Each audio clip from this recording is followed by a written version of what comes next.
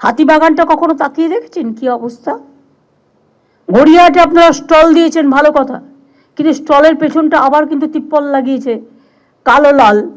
সেই জন্য এমন কিছু সিস্টেম করতে হবে যাতে ওটা দেখতে ভালো লাগে। আমি পরশুদিন আসছিলাম ওয়েবেলের কাজ দিয়ে, দেখলাম কত দোকান বসে গেছে, সব আউটসাইডার, কিনে খাচ্ছে, বাড়ির সামনে পাচ্ছে, এটা ভালো, কিন্তু দেখতে কি ভালো লাগছে? ডার্টি করে রেখে দিয়েছে জায়গাটা। কেন একটা খাওয়ার জন্য একটা নতুন জোন করছেন না আপনারা? যে জোন আপনার শহরকে ডিস্টার্ব করবে না, মানুষকে ডিস্টার্ব করবে না। বৃদ্ধ বৃদ্ধা থাকেন, ভাড়া নিয়েছে তার কাছ থেকে, ভাড়া নেবার পর পারমিশন নেই, উইদাউট পারমিশনে 3 তলা 4 তলা 5 তলা তুলেই যাচ্ছে। কেন তাদের অ্যারেস্ট করছেন না? কেন ভেঙে দিচ্ছেন না? 2-1টাকে অ্যারেস্ট তো করুন, 2-1টা ভাঙুন। আমি বলবো স্টার্ট ফ্রম মাই হাউস।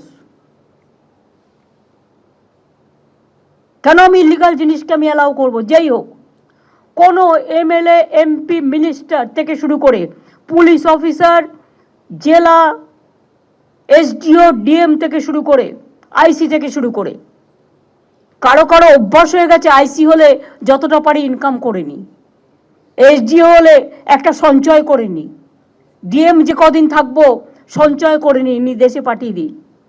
এগুলো অনেক হয়েছে, আর করবেন না প্লিজ। এবার কিন্তু বড্ড চোখে লাগছে।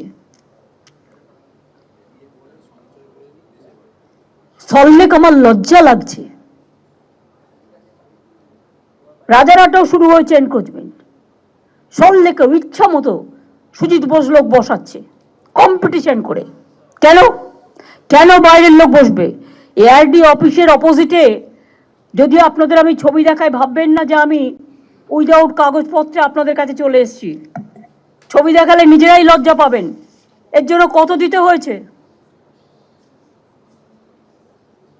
একদম পুরো এআরডি অফিসের সামনে সব এনক্রোচমেন্ট হয়ে গেছে। একটা করে তিপ্পল লাগাচ্ছে, একটা করে বসে হচ্ছে, একটা করে তিপ্পল লাগাচ্ছে, একটা করে বসে হচ্ছে। কেন? Why why why? আমি জানতে চাই কত টাকার বিনিময়ে কারা নিয়েছে টাকা? কেন সল্টলেক কর্পোরেশনের কাউন্সিলররা কাজ করে না? তারা তো ইলেক্টেড বডি, কেন কাজ করে না আমি জিজ্ঞেস করছি। রাস্তা ঝাড় দেয় না, এবার কি আমাকে রাস্তা ঝাড় দিতে বেরোতে হবে? শুধু কি ওপরের দিকে তাকালেই হবে? নিচের দিকে তাকাতে হবে না? এলাকার লাইট দেখে না, রোড দেখে না, জল দেখে না, মানুষের প্রবলেম দেখে না?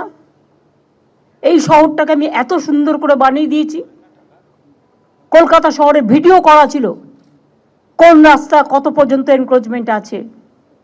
তা সত্ত্বেও একটা করে নতুন ওসি আসে আর বসিয়ে দেয়, আর আমি ঘাতক ঝগড়া করব। আমি রাস্তায় গেলেই দেখতে পাই, পুলিশের চোখে পড়ে না, সব চোখে ঠুলি দিয়ে বসে আছে, আর ভাবে এগুলো কারো নজরে আসবে না। হাওড়ায় কোনো মিউনিসিপ্যালিটি নেই, এসডিওর আন্ডারে আছে, সুতরাং 4 জন এমএলএ ডাইরেক্টলি অ্যাডভান্টেজ দিচ্ছে। আমি আর নাম বলে লজ্জা দিলাম না। যেখানে যেখানে আমাদের বোর্ড নেই বা কাউন্সিলর ইলেক্টেড নেই, সেখানে কাজ করার সিস্টেমটা কি? সেই এলাকাটা কে করবে? একবারও ভেবে দেখেছি আগে আমি এটা সাফা করব, তারপর আমি ইলেকশনে যাব।